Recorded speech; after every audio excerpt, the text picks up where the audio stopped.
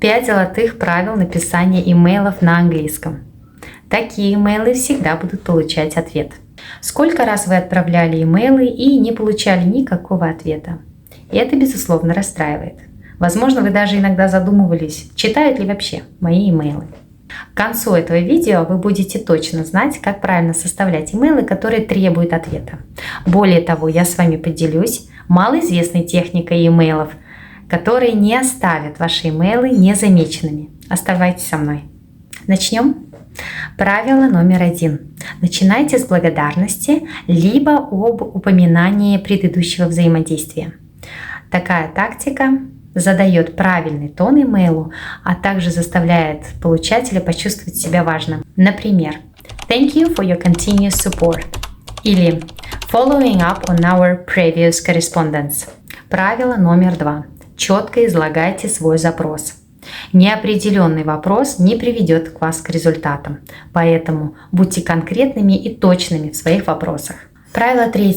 Установите дедлайн. Очень важно, чтобы получатель знал, когда вам требуется его ответ. Время, безусловно, очень важно, поэтому вежливо, но четко задайте дедлайн. Например, «Could you please provide your response by end of business on Thursday?» Правило 4. Откройте возможность для вопросов. Это очень важно показать вашему получателю, что вы открыты для вопросов, либо для предоставления дополнительной информации, если понадобится. Такая тактика поддерживает диалог и открывает двери для сотрудничества. Например, «Please do not hesitate to contact me in case of questions». Правило 5. Запросите подтверждение получения письма. Этот финальный шаг гарантирует, что ваше письмо было получено и не затеряно, либо не проигнорировано. Например, «Could you please acknowledge the receipt of this email?» Теперь, после того, как ваше письмо отправлено, не бойтесь сделать так называемый follow-up, либо напоминание. То есть, большинство людей не отвечают сразу, поэтому это нормально напоминать им о вашем запросе. Единственная рекомендация, пожалуйста, отправляйте письма напоминания за 1 или 2 дня до истечения срока дедлайна. Таким образом, у получателя будет достаточно времени вам ответить. И, наконец, малоизвестная техника, которая сделает ваши имейлы заметными. Это так называемая сила взаимности. Когда вы предлагаете что-то ценное, прежде чем задать свой вопрос, вы увеличиваете свои шансы получить ответ на данный имейл. Эта техника очень простая, но очень эффективная. Как это работает? В имейле, прежде чем излагать свой запрос, предложите что-то ценное для получателя. Это может быть полезный совет по работе, либо релевантный ресурс, либо просто предложение помощи. Почему это работает? Данный метод основан на психологических принципах. Дело в том, что человек чувствует себя обязанным, когда он что-то получает. Поэтому, когда вы первыми предлагаете что-то ценное, вы заставляете получателя почувствовать себя обязанным вам ответить.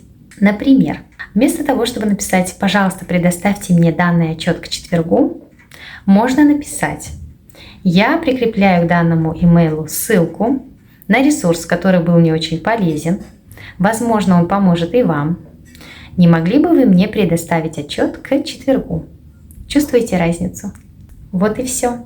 Эти простые правила сделают ваши имейлы эффективными, а также повысят ваши шансы на получение ответа.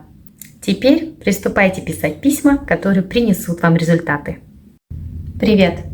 Если вы хотите уверенно говорить по-английски на деловых созвонах и встречах, ознакомьтесь с моим мини-руководством в формате PDF с готовыми фразами и рабочими советами, которые действительно работают в реальной корпоративной среде.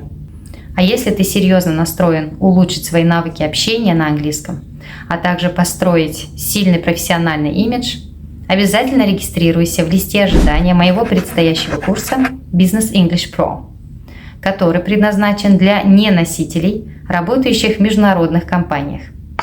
Я помогу тебе пройти путь от just okay до по-настоящему уверенного оратора и переговорщика на английском. Поставьте лайк этому видео, если оно было полезным, подписывайтесь на канал и давайте развивать ваш бизнес английский вместе.